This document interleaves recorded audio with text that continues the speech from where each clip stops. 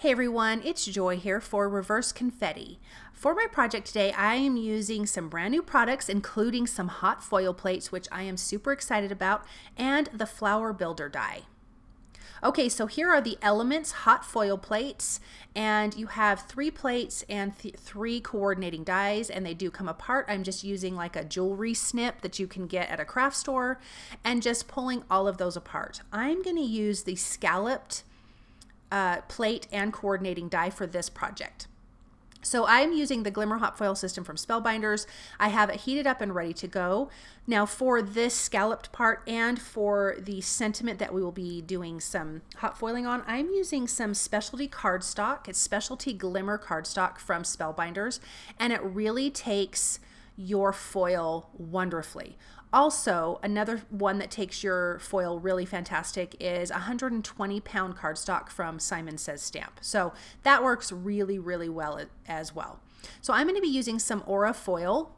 I do want to tape my foil plate in place. I'm creating a hinge, and you want to do this because if for some reason you don't get a completely good foiled image, if you have a hinge there, and don't peel it off, you can add another piece of foil and refoil it because your plate will fall back into the same position it was in before. So now it's all heated up. I press the little button, which is why that light is blinking. It blinks for about a minute, and then once it goes solid, it is ready to run through the die cut machine. Now I'm using the Platinum 6 die cut machine from Spellbinders, which this coordinates from. So once that light turns green, I'm going to pull it gently out of the docking station, and then I'm going to add my shims and my plates to the top, which comes from Spellbinders, and then I can run that through the die cut machine. Also, when you run it through, you want it to go nice and slow, and I tend to go forward and back, but I really run it through slowly because you want it to take time to let the pressure from the die cut machine to push down when it's hot, all that good stuff. So I'm going to dock that back in because I need it to be heated up again. I'm going to leave that plate in place.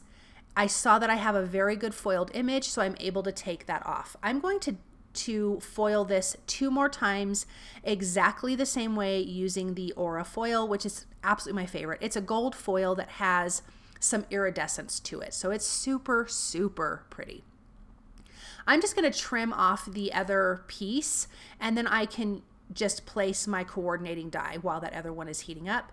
I like to kind of do a couple things at once. It saves just the tiniest bit of time. I can't really run this through the die cut machine because my other plates have to be taken out, so you can run that base through. Now here is the sentiment. This is the thank you foil plate. Again, I'm going to do the same thing of adding hinges. I'm adding 2 hinges on this so it doesn't swivel.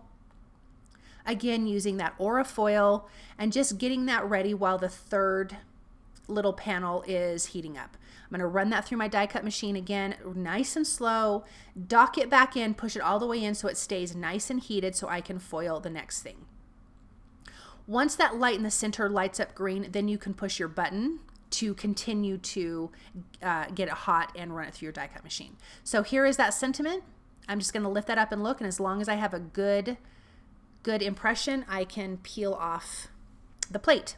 Now I'm using the coordinating die to die cut out that sentiment, being careful to not adhere the tape to the foil because it can take it off.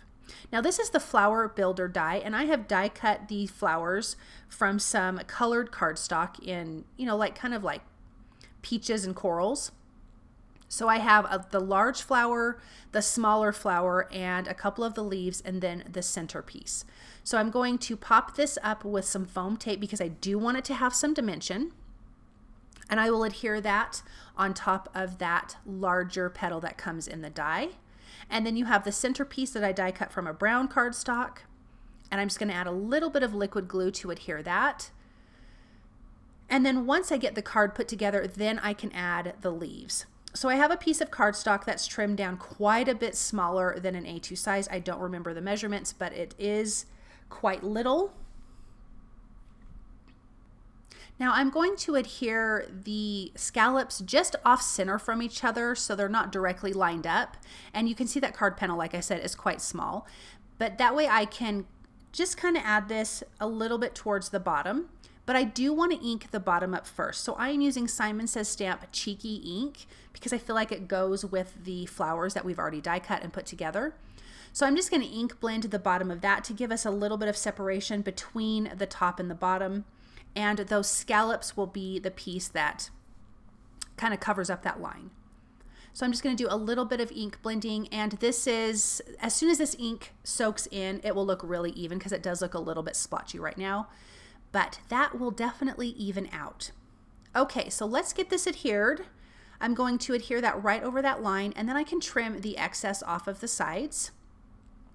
I will adhere this as well to another white card panel slightly bigger, and then to an A2 size card base. I like to have a lot of white mats. I think it's really, really pretty.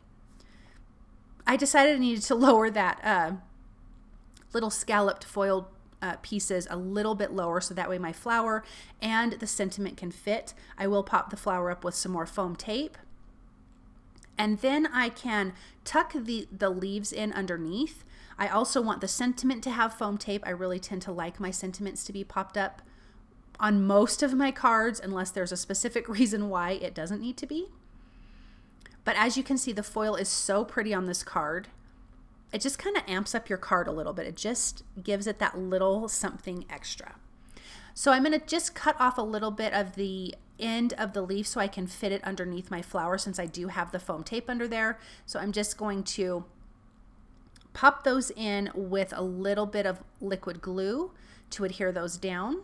But I did not want to cover up that whole scalloped background, so I was being really careful as to where to put those.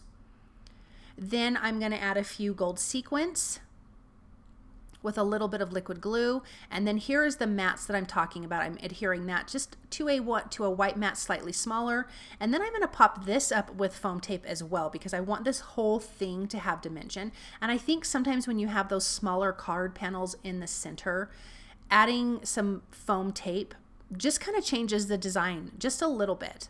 And you could even use some low profile foam tape if you didn't want to have so much dimension. So I'm just going to pop that into the center. And then this card is completely finished. And look at how pretty that is. That foiling is so pretty. What fun foil plates. A great size thank you sentiment. Perfect for an A2 size card. Actually perfect for any card. It's just a great size. So thank you guys so very much for stopping by and watching. I hope that you enjoyed this project. And I'll be back soon with another video. Have a wonderful day. Bye.